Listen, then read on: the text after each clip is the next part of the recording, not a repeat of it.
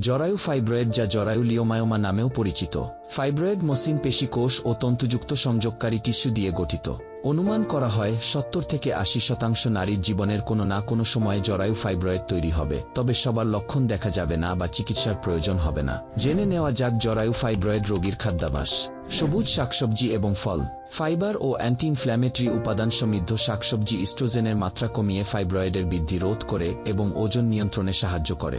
সাদা মাংস খান। লাল মাংস ইস্ট্রোজেন বাড়িয়ে সমস্যা জটিল করতে পারে। এর পরিবর্তে মুরগির মতো সাদা মাংস বেছে নেওয়া নিরাপদ।